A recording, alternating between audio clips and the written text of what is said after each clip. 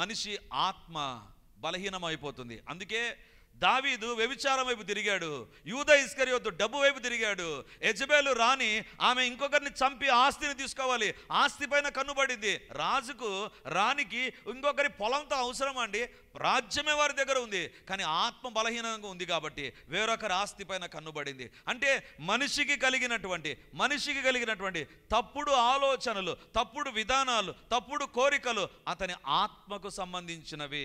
దేవుని బిడ్డలారా, ఆకలి శరీరానికి సంబంధించింది కదా, ఆకలి శరీరానికి సంబంధించింది. మరి ఒక వ్యక్తి తాగాలని ఎందుకు అనిపిస్తుందండి? తాగకూడదని అతనికి తెలుసు, కానీ తాగాలని ఎందుకు అనిపిస్తుంది? ఆత్మ బలహీనంగా ఉంది. అతనికి అనిపిస్తుంది వ్యభిచారం అనేటువంటి తప్పు, కానీ ఎందుకు వ్యభిచారం చేస్తాడు? ఆత్మ బలహీనంగా ఉంది. ఒక వ్యక్తి తాను తినకూడనిది తినేటువంటి వ్యక్తిగా మారిపోతున్నాడు, తాగకూడనిది తాగేటువంటి వ్యక్తిగా మారిపోతున్నాడు. ఎందుకు? తాగకూడదు అనిపిస్తుంది, కానీ ఆత్మ బలహీనంగా ఉంది కాబట్టి తాగుతున్నాడు. ఆత్మ బలహీనంగా ఉంది కాబట్టి చేయకూడని పనులు చేస్తుంటున్నాడు. ఒకవేళ అనుకుందాం, కొంతమందికి ఒకటి ఉంటుందండి, నాకు ఈ స్థానం కావాలి. ఎందుకు వచ్చిందండి ఆ కోరిక?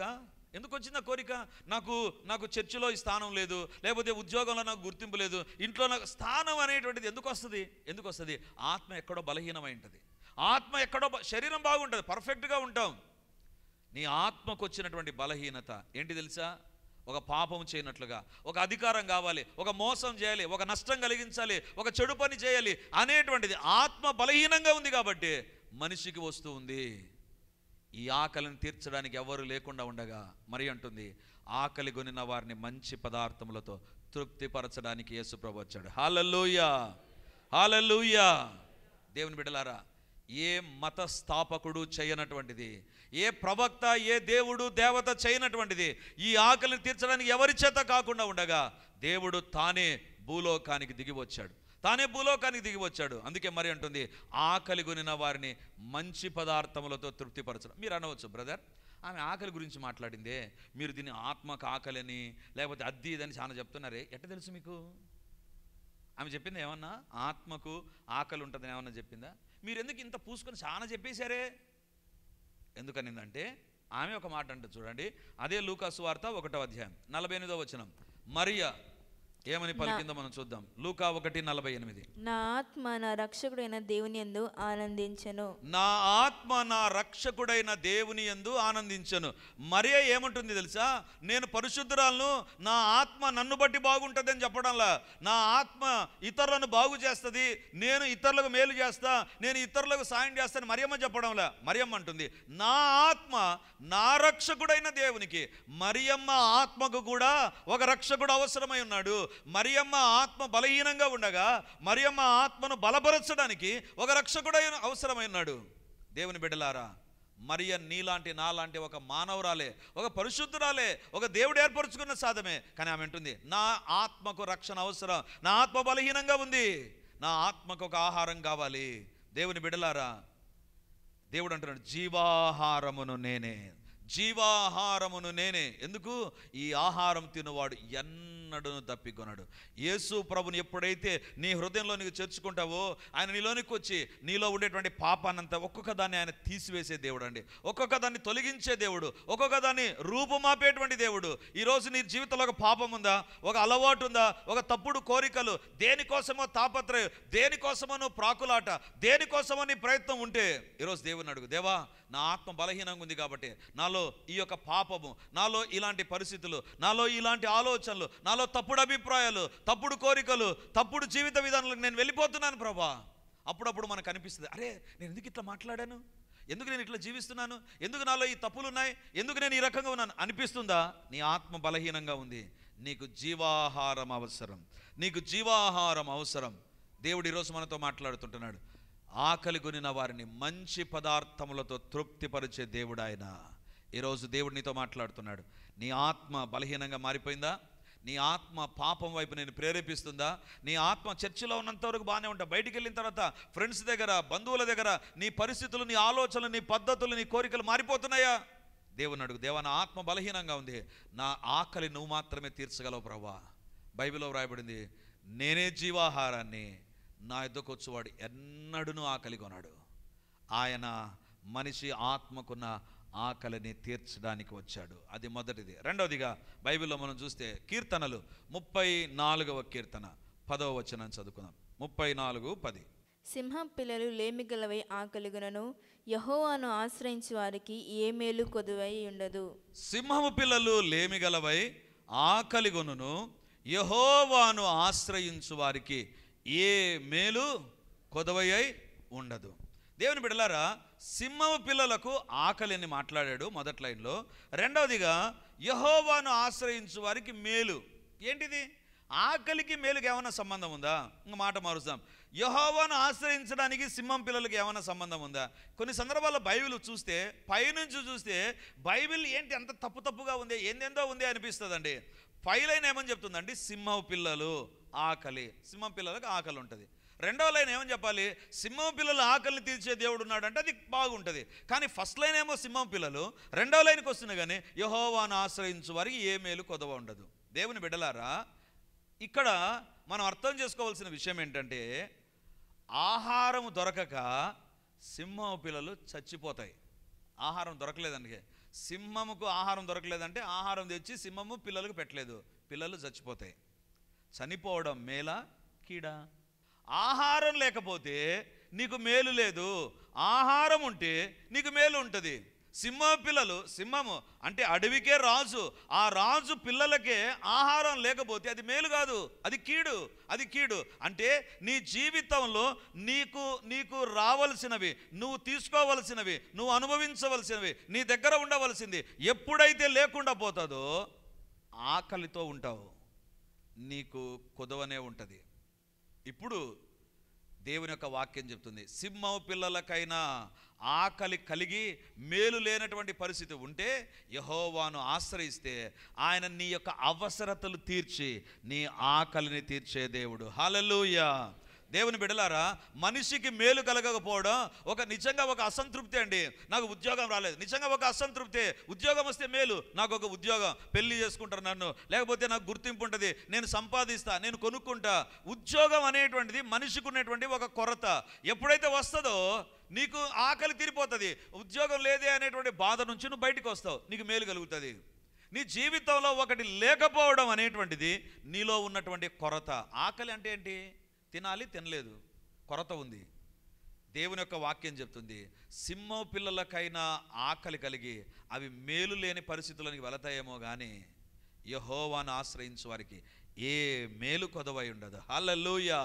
అంటే దాని అర్థం ఏంటంటే, నీ జీవితంలో నువ్వు పొందుకోవలసిన మేలు పొందుకొనకుండా, నీ జీవితంలో ఆశీర్వాదం దూరమైపోయినటువంటి పరిస్థితులకి నువ్వు ఎప్పుడైతే వెళతావో ఒక ఆకలిలో ఉంటుంది, ఒక కొదువ ఉంటుంది, ఒక కొరత ఉంటుంది. అయ్యో ఎలా తీర్చబడుతుంది, ఎవరు తీరుస్తారు, ఎక్కడి నుంచి వస్తుంది నాకు సాయము? ఇది ఒక ఆకలిగా నీ జీవితంలో ఉంటే దేవుని యొక్క వాక్యం చెప్తుంది, ఆకలి కొనిన వారిని మంచి పదార్థములతో తృప్తిపరుస్తాడంట. నీ జీవితంలో యేసుప్రభు ఎందుకు భూలోకానికి వచ్చాడు తెలుసా? నీ జీవితంలో నెరవేర్చబడని కోరికలు ఉన్నాయి, నెరవేర్చబడనివి ఉన్నాయి. నీ జీవితంలో నువ్వు ప్రార్థన చేస్తున్నా రాకుండా ఉన్నాయి, ఎదురు చూస్తున్నా పొందకుండా ఉన్నావు. అది నీ జీవితంలో ఇవ్వడానికి దేవుడు తానే ఒక మేలుకరమైన ఆహారాన్ని నీకు ఇవ్వడానికి భూలోకానికి దిగి వచ్చాడండి. దేవుని బిడ్డలారా, ఈరోజు ఈ మాటను అర్థం చేసుకుందాం. నీ కోరిక తీర్చబడకపోవడం ఒక ఆకలి. సింహం పిల్లలు అంటున్నాయి, మా అమ్మ మా నాన్న మాకు తీసుకురాకపోతే ఆకలి, మా జీవితాల్లో మేలు ఉండదు, మాకు చచ్చిపోతాం మేము.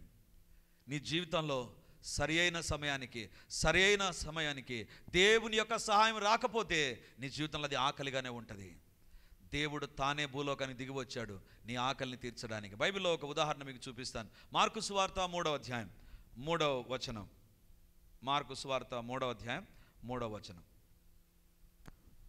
ఆయన నీవు లేచి మధ్యను నిలువమని ఊత చేయగలవానితో చెప్పి వారిని చూచి, విశ్రాంతి దినమున మేలు చేయట ధర్మమా, కీడు చేయట ధర్మమా, ప్రాణరక్షణ ధర్మమా, ప్రాణహత్య ధర్మమా అని అడిగాను. చాలు.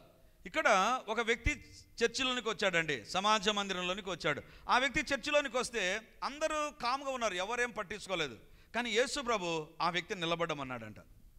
చాలామంది చర్చిలో ఉన్నారండి, ఎవరు నిలబడమల్ల దేవుడు ఈ వ్యక్తిని చూచి నీవు లేచి మధ్యను నిలువు అన్నాడు. ఎందుకన్నాడు?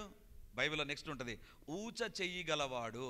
అతనికి ఒక చెయ్యి ఉంది, ఆ చెయ్యి చాలా సచ్చుగా ఉంది. ఒకవేళ పక్షవాయం వచ్చిందో, లేకపోతే దెబ్బలు తగిలినదేమో, యాక్సిడెంట్ ఏమో, లేకపోతే ఏదైనా పుట్టుకతోనే చెయ్యి ఆ రకంగా ఉందేమో మనకు తెలియదు. కానీ చెయ్యి ఉంది, అది పనికిరాని చెయ్యి. చెయ్యి ఉంది, అది ఉపయోగం లేని చెయ్యి. అది చెయ్యిగానే ఉంది, కానీ దానికి గుర్తింపు లేదు. చెయ్యి అనేటువంటి గుర్తింపు. ఎవ్వరు ఇతని యొక్క కోరిక తీర్చలేకుండా ఉన్నారు. ఎవ్వరు కూడా ఈ చెయ్యిని బాగు చేయలేకుండా ఉన్నారు, బాగు చేయలేకుండా ఉంటున్నారు. దేవుని బిడ్డలారా, ఈరోజు దేవుడు మనతో మాట్లాడుతుంటారు. నీ జీవితంలో ఎవ్వరు తీర్చలేనటువంటిది ఒకటి ఉంటే అది నీ ఆకలి. ఎవరు తీరుస్తారు? ఎప్పుడు తీర్చబడుతుంది? ఎవరున్నారు నాకు తీర్చడానికి అనేటువంటి తలంపు నీకు కలుగుతుంది. కానీ ఈ ఊచ చేయగలవాడిని యేసుప్రభు చూచాడు. చర్చిలో అందరి మధ్య నిలబెట్టాడు, లేచి నిలబడని చెప్పాడు. ఇప్పుడు ఆ వ్యక్తితో అంటున్నాడు, నీ చెయ్యి ఊచ చేయగా ఉంది కదా, చెయ్యి ఉంది కానీ దేనికి పనికిరాదు. అది స్నానం చేయడానికి పనికిరాదు, బట్టలు వేసుకోవడానికి పనికిరాదు, ఉద్యోగం చేయడానికి పనికిరాదు, పనికిరాదు. చెయ్యి మాత్రం ఉంది. పనికి రానటువంటిదిగా ఉందా? ఇదిగో నేను నీకు మేలు చేస్తాను. సింహం పిల్లలైన ఆకలి కొంటాయి, కానీ దేవుని దగ్గరకు వచ్చాడు కదా మందిరంలోనికి. దేవుడు చేసిన కార్యం ఏంటి తెలుసా? ఒక గొప్ప అద్భుతాన్ని చేశాడు. దేవుని బిడ్డలారా, ఈరోజు దేవుడు మనతో మాట్లాడుతున్నాడు. సింహం పిల్లలైన లేమి గలవై ఆకలి ఉంటాయి, కానీ యెహోవాను ఆశ్రయించు వారికి ఏ మేలు కొదవై ఉండదు. దేవుని బిడ్డలారా, మన దేవుడు ఎవరు తెలుసా? ఆకలి కొనిన వారిని అవసరతలు తీర్చేటువంటి దేవుడు.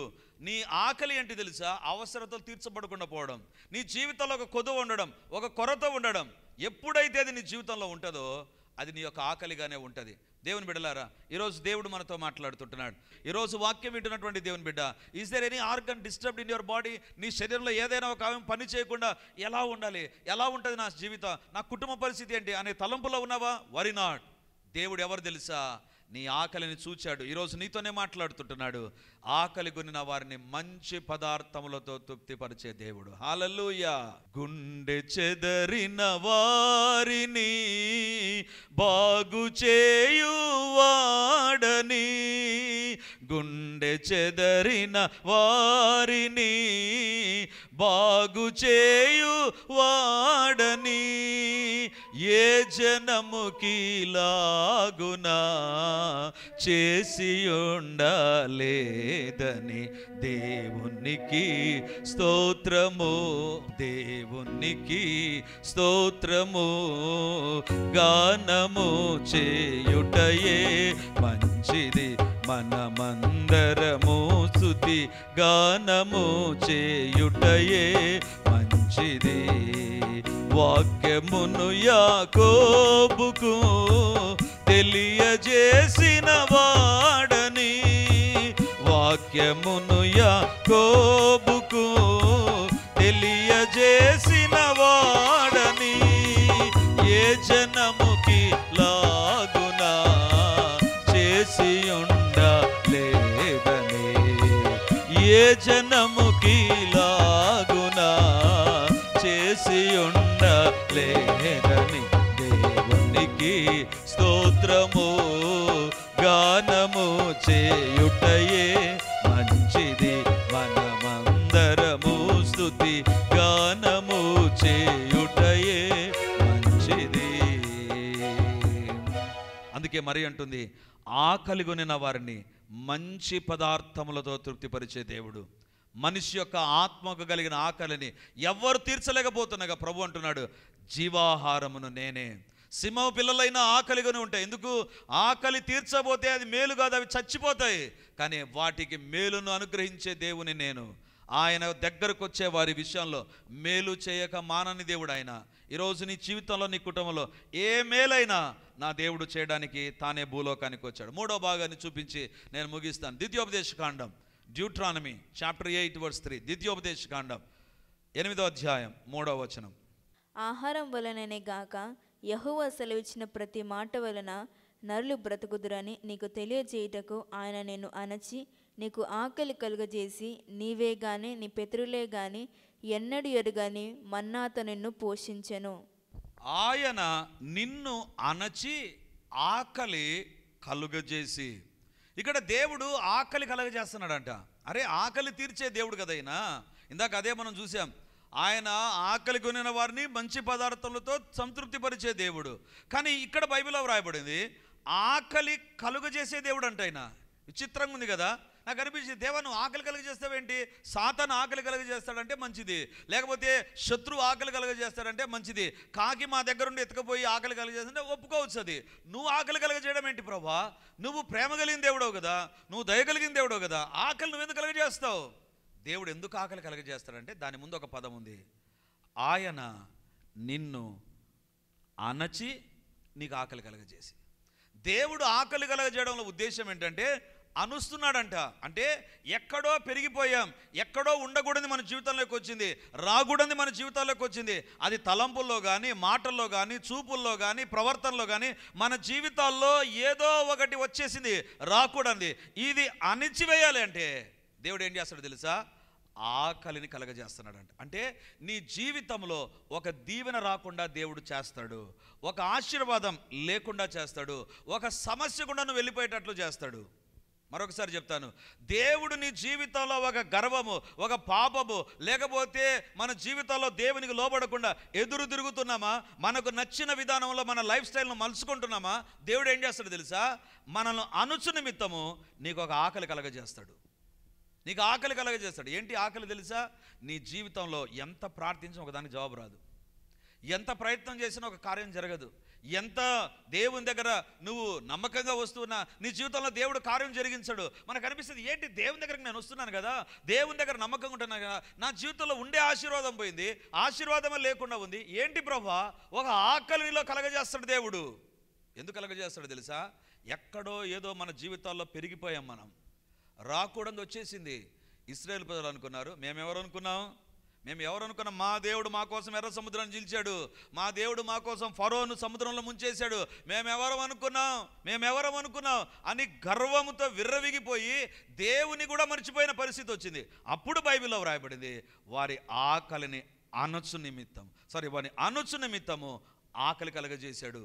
దేవుని బిడ్డలారా, నీ జీవితంలో ఎక్కడైనా దేవునికి వ్యతిరేకమైన ఆలోచనలు జీవిత విధానంలోనికి ఎంటర్ అయిపోతే దేవుడు ఏం చేస్తాడు తెలుసా? కొన్ని సందర్భాల్లో జవాబు ఇవ్వడు. నీలో నువ్వు తగ్గింపు, నీలో ఉండకూడని తొలగిపోయేంత వరకు ఆకలి అట్లాగానే ఉంటుంది. ఒకానొక సందర్భంలో ఒక కుటుంబం నా దగ్గరకు వచ్చింది, మా ఇంట్లో మా కుమార్తెకు జరగడం లేదు, ఈ కార్యం నా కుమార్తెకు జరగడం లేదు.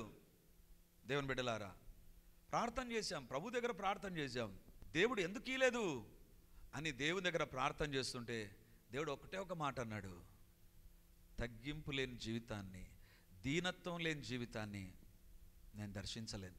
నీ జీవితంలో దేని విషయమైనా గర్వించావా? గుర్తుంచుకో, గర్వంతో కొంతకాలం ముందుకు సాగవచ్చు, ఆ తర్వాత దేవుడు ఆకలి కలగజేస్తాడు. ఏం చేసినా నీ ఆకలి తీర్చబడదు, నీ కొరతగానే ఉంటుంది. దేవుడు అంటున్నాడు, నిన్ను అణచు నిమిత్తం. ఎవరు ఈ మాట మాట్లాడుతున్నారు తెలుసా? మోషే ఇశ్రాయేలు ప్రజలతో మాట్లాడుతున్నాడు. ఏమని? దేవుడు అణచివేస్తాడు, ఆకలి కలగజేస్తాడు. మోషే ఏమనుకున్నాడు తెలుసా? నేను ఎవరనుకున్నావు? ఫరో కుమార్తె యొక్క కుమారుణ్ణి, నా దగ్గర ఏమి లేదు, అధికారం ఉంది, డబ్బు ఉంది, అల్పకాలం పాపభోగాలు ఏవైనా నేను అనుభవించవచ్చు, ఐ కెన్ డూ ఎనీథింగ్. నేను రా కుమార్తె యొక్క కుమారుని, నేను ఫరో కుమారుడిగా గుర్తించబడుతున్నా, అనుకున్నాడు. యాక్చువల్గా మోషేను భూలోకంలో ఎందుకు తీసుకొచ్చాడు తెలుసా? ఇశ్రాయేలు ప్రజలను రక్షించడానికి. నీళ్ళలో పడి చావాల్సిన మోషేను, లేకపోతే ఖడ్గముతో చచ్చిపోవాల్సిన మోషేను దేవుడు ఏం చేశాడంటే చచ్చిపోకుండా బ్రతికించాడు. ఇప్పుడు ఫరో దగ్గర ఉంటూ నా చేతనవుతుంది, నాకు యుద్ధం వస్తుంది, నేను ఏమైనా చేయగలను అని విర్రవీగుతుంటే దేవుడు ఏం చేశాడు తెలుసా? ఆ నుంచి తీసుకొచ్చాడు. ఎక్కడి నుంచి? రాజప్రసాదం తీసుకొని వచ్చి 40 సంవత్సరాలు అరణ్యంలో పెట్టాడు. మోషేను అన్నిచి మోషే ఎట్లా మారిపోయాడు తెలుసా? లాస్ట్కు దేవుడే అంటాడు, ఒకప్పుడు ఫరో రాజప్రసాదంలో సూపర్ పవర్ అనేటువంటి వ్యక్తి, మోషే నా ఇల్లంతటిలో సాత్వికుడు. 40 సంవత్సరాలు మోషేను అనిస్తే మోషే దిక్కు తెలియదు. అసలు ఏంటి రాజప్రసాదంలో ఉండేటువంటి వ్యక్తిని, గొర్రెల దగ్గరికి వచ్చాను, వెళ్ళిపోవచ్చు కదా, తప్పైపోయింది మమ్మీ డాడీ అని వాళ్ళ మమ్మీ దగ్గరికి వెళ్ళిపోవచ్చు, ఫరో ఇంటికి వెళ్ళిపోవచ్చు. కానీ దేవుడు అతనికి కొన్ని పాఠాలు నేర్పిస్తున్నాడు. దేవుని బిడ్డలారా, 2025 సంవత్సరంలో నువ్వు నేను ఉన్నామంటే మన కుటుంబాల్లో ఆశీర్వాదాలు జరిగాయి అంటే, కాపుదల దేవుడు ఇచ్చాడంటే, దేవుడు మన జీవితాల్లో దర్శించడాన్ని బట్టే కదా. ఎంతమంది మనము వెళ్ళిన హాస్పిటల్లోనికి వెళ్ళి చనిపోయారు, మనమైతే బయటకు వచ్చాం. మన వీధుల్లో మనతో ఉన్నటువంటి వారు చనిపోయారు, మనం ఈరోజు బ్రతికే ఉన్నాం. మనలాంటి వ్యాధులే ఇతరులకు వచ్చే వాళ్ళు చచ్చిపోయారు, మనం బ్రతికే ఉన్నాం. మన జీవితాల్లో దేవుడు మేలు చేస్తే ఈ దినాన ఏమైనా మన జీవితాల్లో పెరిగిపోయిందామా, హెచ్చింపు వచ్చిందా, గర్వం వచ్చిందా, అనొచ్చు నిమిత్తము దేవుడు ఆకలి కలగజేస్తాడు. ఎప్పటికీ మన జీవితంలో ఒకటి, దేవా నీవు హెచ్చించబడాలి, నేను తగ్గించబడాలి ప్రభువా. ఇశ్రాయేలు ప్రజలు ఎలాంటి వాళ్ళు తెలుసా? మా దేవుడు మా కోసం అద్భుతాలు చేస్తాడు. ఫరోను అందరిని ఓడగొట్టాడు, విర్రవీగుతుండగా దేవుడు అన్నాడు 40 సంవత్సరాల అరణ్యంలో తిరగండి. అరణ్యంలో వాళ్ళను దేవుడు అణిచి ఆకలి కలగజేశాడు. దేవుని బిడ్డలారా, ఎట్టి పరిస్థితుల్లో మన జీవితాల్లో గర్వము కానీ అతిశయము కానీ నేను చేయగలను, నా ద్వారానే అవుతుంది, ఇది నీ జీవితంలో ఆకలి వైపు నడిపిస్తుంది.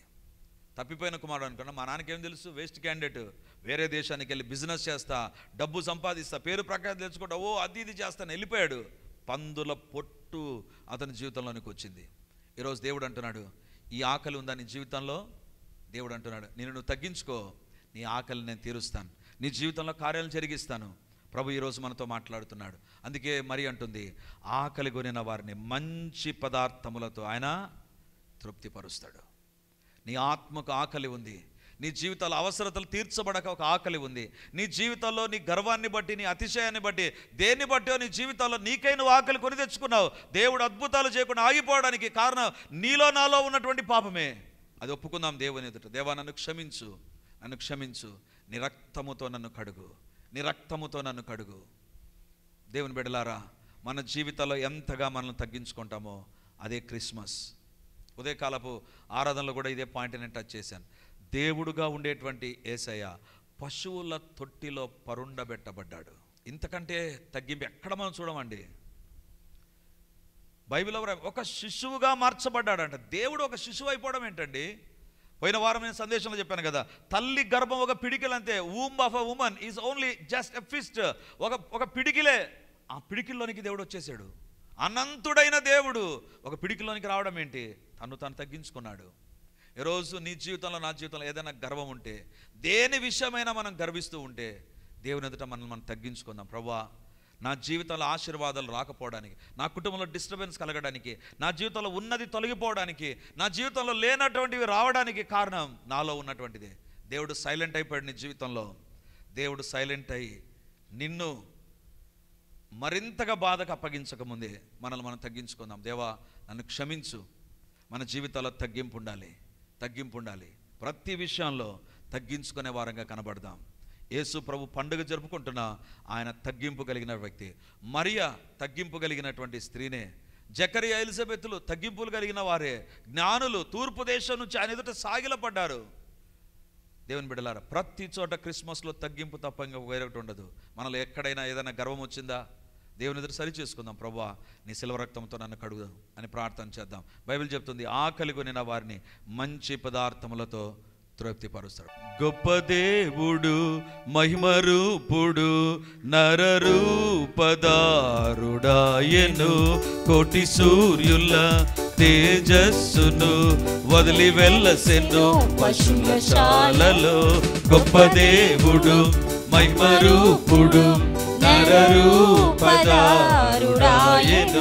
కోటి సూర్యుల తేజస్సును వదలి వెలసెను పశుశాలలో. ఆది యందు వాక్యమైన దేవుడు శరీరమును దాల్చెను. Hallelujah. Happy Christmas, merry Christmas, happy Christmas, merry Christmas, happy Christmas, merry Christmas, happy Christmas, merry Christmas. గొప్ప దేవుడు, మహిమరూపుడు, నరరూపదారుడాయను, కోటి సూర్యుల తేజస్సును వదిలి వెళ్ళసెను పశుశాలలో. ఆది యందు వాక్యమైన దేవుడు శరీరమును దాల్చెను. Hallelujah. Happy Christmas, Merry Christmas, Happy Christmas, Merry Christmas, Happy Christmas, Merry Christmas, Happy Christmas, Merry Christmas. ప్రవచనములను నెరవేర్చుచు కన్యక గర్భము ధరించెను, పాపరహితునిగా జన్మించెను, మానవ పాపము తొలగించెను. ప్రవచనములను నెరవేర్చుచు కన్యక గర్భము ధరించెను, పాపరహితునిగా జన్మించెను, మానవ పాపము తొలగించెను.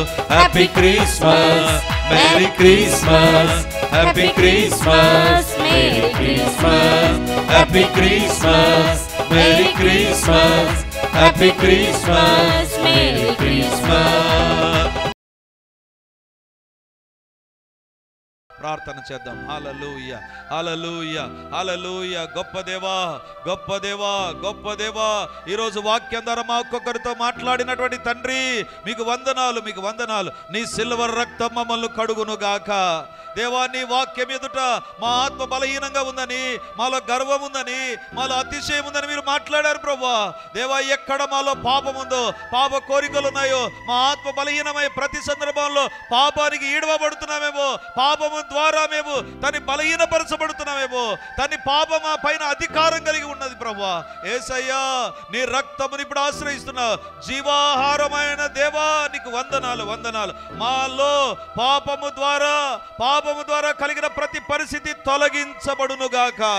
యేసు నామమున పాపము యొక్క అధికారము క్యాన్సల్ అయిపోవును గాక. పాపము సంబంధాలు తెగిపోవును గాక. పాపము ఆలోచనలు, కోరికలు వ్యర్థమైపోవును గాక. అపవాది కార్యములను లయపరచడానికి వచ్చిన దేవా, ఇప్పుడు ఏ వ్యక్తి జీవితాల్లో, ఏ కుటుంబంలో అపవాది క్రియలు ఉన్నా ఇప్పుడు అడుగుతున్నా, మీ సిల్వర్ రక్తము ఇప్పుడు పని చేయునుగాక, పని చేయునుగాక.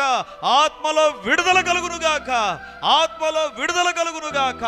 ఆత్మలో బంధించబడిన ప్రతి పరిస్థితి నుంచి యేసు నామమున విమోచన కలుగునుగాక. దేవా, మీ కార్యాలు జరిగించండి నాయన, మీ కార్యాలు జరిగించండి నాయన. అంధకార శక్తులను మీరు బంధించండి. అపవిత్రాత్మ క్రియలు లయమైపోవునుగాక, లయమైపోవునుగాక. దేవా, నీ పాదాల దగ్గరికి వచ్చి నీకు వందనాలు చెల్లించి కీర్తించుకొని ఆడుతుంటున్నాం. ఎంతైనా నమ్మదగిన దేవా, మీరే తోడుగా ఉండి దర్శించండి, తోడుగా ఉండి దర్శించండి, తోడుగా ఉండి దర్శించండి. ఎవరి జీవితాల్లో ఏ మేలు జరగక ఒక ఆకలితో ఉన్నారు ఇప్పుడు అడుగుతున్నాను. అది వ్యక్తిగతమైనదైనా, కుటుంబపరమైనటువంటిదైనా, ఉద్యోగానికి సంబంధించిందైనా, భార్యాభర్తల పిల్లల మధ్య ఉండేటువంటి ఒక సమస్యను బట్టి మేలు లేని పరిస్థితి ఏది ఉన్నానైనా, అది కుటుంబ సమస్య అయినా, వ్యాపారంలో ఉండేటువంటి ఒక సమస్య అయినా, మేలు లేని ప్రతి ఏరియా పైకి నా దేవుని శక్తి దిగివచ్చును గాక. అలనాడు ఊచ చేయగల వ్యక్తిని దర్శించిన దేవుని యొక్క కనికరము ఇప్పుడు మమ్మల్ని దర్శించునుగాక. మా కుటుంబాలు దర్శించబడునుగాక. దేవుని కార్యములు జరుగునుగాక. మేలులు కలుగునుగాక, మేలులు కలుగునుగాక, మేలులు కలుగునుగాక, మేలులు కలుగునుగాక, మేలులు కలుగునుగాక. దేవా, జరగవలసిన ప్రతి అద్భుతము యేసు నామమందు జరుగునుగాక, జరుగునుగాక, జరుగునుగాక. యేసు నామమందు జరుగునుగాక. దేవా, మీరే మమ్మల్ని దర్శించి మంచి పదార్థములతో మమ్మల్ని తృప్తిపరచుమని ప్రార్థన చేస్తూ యేసయ్య నామమందు అడుగుచున్నాను తండ్రి. ఆమెన్.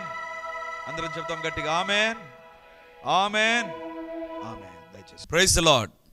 యేసుక్రీస్తు పరిశుద్ధ నామమందు మీ ఒక్కొక్కరికి మా వందనాలు తెలియజేస్తుంటున్నాను. రిడీమర్ చర్చిలో ఇంతవరకు 2 ఆరాధనలు ప్రభు తన నామహిమార్థమై జరిగిస్తూ వచ్చారు. డిసెంబర్ 1 నుంచి 3వ ఆరాధన ప్రారంభించబోతున్నాం. అది ఉదయకాలం 8 నుంచి 9:30 వరకు ఉండబోతుంది. మొదటి ఆరాధన 8 గంటలకు ప్రారంభమవుతుంది. 2వ ఆరాధన 10 గంటలకు ప్రారంభమవుతుంది. 3వ ఆరాధన సాయంత్రం 7 గంటలకు ఉంటుంది. దేవుని బిడ్డలారా, ఎవరైనా ఉదయం ఆయా పనులు కలిగి 2వ ఆరాధనలకు రాలేకపోతున్నారని భావించి ఈ యొక్క మొదటి ఆరాధన ప్రారంభిస్తున్నాం. సో ఈ యొక్క అవకాశాన్ని సద్వినియోగం చేసుకొని దేవుని యొక్క సన్నిధికి వచ్చి దైవ దీవెనలు మీరు పొందాలని కోరుతున్నాం. మొదటి 2 ఆరాధనలు మాత్రమే ప్రభు బల్ల ఉంటుంది. కాబట్టి సిద్ధపడి దేవుని సన్నిధికి రమ్మని మిమ్మల్ని కోరుతూ ఉన్నాను. ప్రతి ఆరాధనలో ప్రత్యేకమైనటువంటి సందేశం, ప్రతి ఆరాధనలో వచ్చిన ప్రతి ఒక్కరూ దేవుని యొక్క ఆత్మ ద్వారా తాకబడి దీవించబడి వర్ధిల్లున్నట్లుగా ప్రత్యేకమైన ప్రార్థనలు ఉండబోతున్నాయి. కాబట్టి రండి, మీరు ఏ ప్రాంతానికి సంబంధించిన వారైనా ఈ యొక్క పరిచర్యకు మిమ్మల్ని ప్రేమతో ఆహ్వానిస్తుంటున్నాం. మరి ముఖ్యంగా స్థానికంగా ఏ సంఘానికి వెళ్ళనటువంటి వారైతే తప్పకుండా రిడీమర్ చర్చ్కి వచ్చి దేవుని మీరు ఆరాధించాలని కోరుతున్నాం.